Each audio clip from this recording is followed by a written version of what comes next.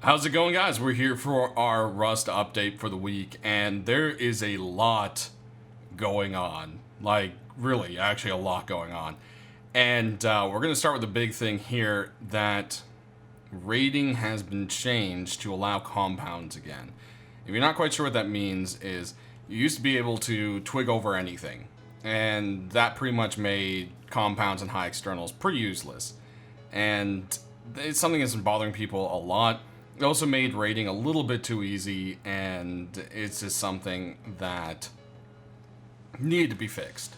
And, you know, they listened and they went and made the changes. The first thing is, ladders are the way they are. They can still be placed anywhere and still build up. And to help mitigate people from building those bases that have the weird anti-ladder stuff without building permission. Do we even have building permission over here? We don't. Without building permission, you can still place foundations, but you cannot place walls. So what we're going to do here is go ahead, and I forgot to give myself an extra cupboard. Now this is on our test server, so I'm going to have to deauthorize on it. But we'll go ahead and put, we'll say their base is on this side, they have a cupboard, I'm going to deauthorize. So I am building block now. As you can see, it shows up as yellow. If I try to place walls, it just won't. Can't place stairs, but you can also place floors. And so if you're inside raiding, you need to place like a floor back or to help you kind of get around things. That's basically what this is for. And that's how it's been nerfed. And the other thing is the high externals have been made, I would say buffed a bit. And when you try to get up on them here, they damage, I feel, a lot faster. A lot faster. And then the high external gates have seen this new barbed wire around it, as you can see. And this prevents people from pretty much laddering over it. Now, I did check. The wooden high externals can still be laddered over. If you go over here, you can get right up onto the top of it. And there is just no problem whatsoever. So that seems to be a little different. Looks like the wooden walls are still about the same. I mean, you can still place a ladder up through them, get through, but I mean, that health hurts. So, that's something there. The next big thing I want to talk about is picking up of objects. Now, I don't know about you, but I've been a little frustrated with the fact that there's a lot of things that just can't be picked up. And it makes it really frustrating. Now, one of the things is high externals. I mean, it's really easy to goof with them with the placement. And I just wish we could, hold E and go ahead and pick it up. The other thing I forgot to mention is you can see the gate opens and closes much faster. Kind of helping buff the gates to be used a little more. But yeah, so some things have been made to be picked up, others can't be. So let's go ahead and see what is pick upable. Well, if a bear trap is messed up, you can pick it up. You can pick up all sorts of little weird knickknacks. Any door or gate can be picked up once opened if you have a hammer and building privilege, of course. So, that's pretty standard. All traps can be picked up as long as you have building privilege and a hammer. Decorations, a sleeping bag, window bars. I mean, pretty much any of the window coverings. All this stuff can be picked up, right? Now, of course, they all lose health as you do it. Weird things, spinning wheels can be picked up. Pretty much all the light sources you can go ahead and pick up, right? You got all that there. More decorations, the table, and so forth. Well, there's been a few things new added. And that's just something I feel that needed to be done a long time ago. And it is boxes and furnaces. Now, there's been a change to the recipe of furnaces to prevent duping of wood. It no longer requires the 100 wood, but you also don't start out with 100 wood inside. And that was just to kind of prevent exploits. But there you go. You can pick up a furnace. You see it does take a damage. hit to it, and you're going to have to end up repairing it. Now, as you can see, not all things take damage hits like these lights do. And it just really depends on what the item is. Of course, decorations don't even have health. Now, the other thing you can do is you can pick up boxes. So, as long as the box is empty. Now, you'll see if I go ahead and put something in here, you can't pick it up. It gives you the option, but you can't pick it up until it's been emptied. Once it's emptied, boom, you can go ahead and pick up the box. Again, it takes damage. You can reskin it, you can move it, you can relocate. Same thing works with small boxes. If they are code locked, they also can't be picked up either. Same thing goes for refrigerators. That's a new thing. Once they're empty, you can go ahead and do that. Now, the other thing that has always been really frustrating is if your loot room gets messed up and you have shelves and the said shelves get damaged, right? Well, you can actually, so let's say this is where we used to have shelves and my inventory is missing shelves. You know, you can't have everything perfect always, but there we go. Shelves. You can go ahead and place them over. Whoa, it's a little bit weird, but there you go. And it doesn't block it anymore. So that really helps if someone kind of half destroys your base and you're going to fight it out and continue to work with it. The other thing is barricades have been changed a bit to where you can't quite glitch them off the edge as much. As you'll see, you used to be able to kind of hang them off like right here, and now they pretty much need to sit on there, and that's to help combat people overdoing ladder protection as well. So there's still a little bit of balance there, which is kind of nice. But there's quite a few things here for the devs I'd like to notice, bring to notice that still can't be picked up that really should be. And, you know, it's all of these items: the workbenches, the research, lockers, cupboards, beds. Sleeping bags can, but beds can't. And, I mean, there's all these things. Campfire, mailbox. I mean, the mailbox always places backwards. If you don't know that, you're going to have a backwards mailbox for a while. The gates are something that can be completely turned around, but for some reason you can't do it to the actual like fence pieces.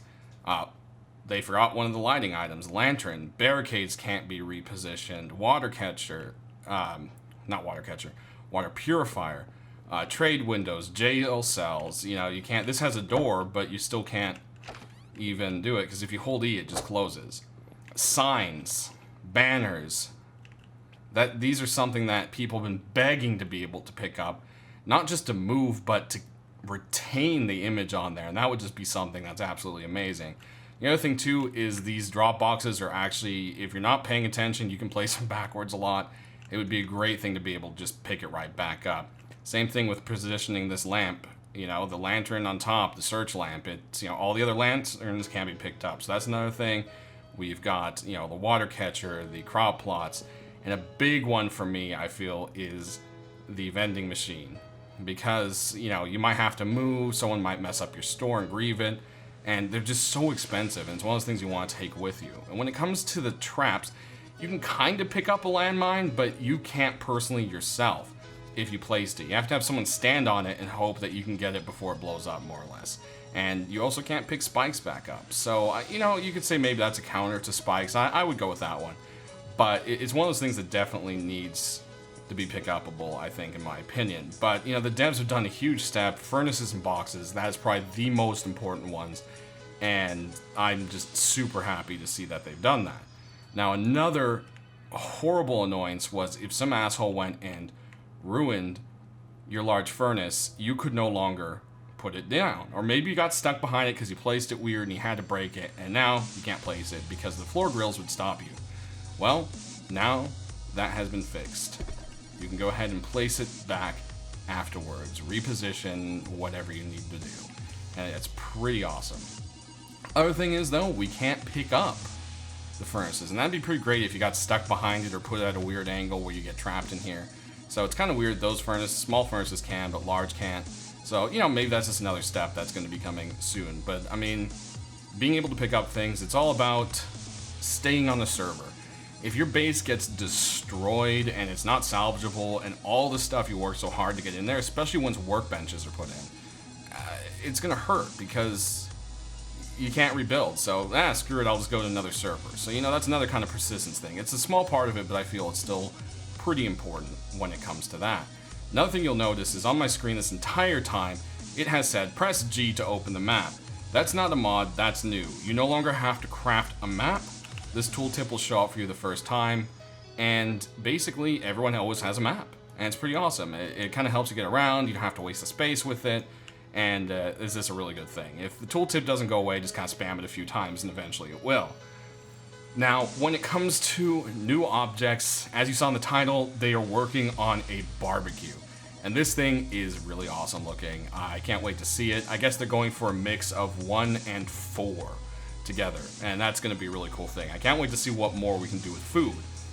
On the subject of food, there is a new thing that has been really another kind of annoyance and a quality of a life thing. If you pick up raw food, it used to go into your hotbar and you can mistakenly eat it if you weren't paying attention. And yeah, that's kind of on you to pay attention, but it was really nice of Helk Team to go ahead and make it to where raw, spoiled, or burnt meat goes into your inventory rather than the hotbar. And that's something that is really awesome. I'm pretty happy about that. Next up, we're going to go through a couple pictures from the dev blog. So here's the big thing, progression.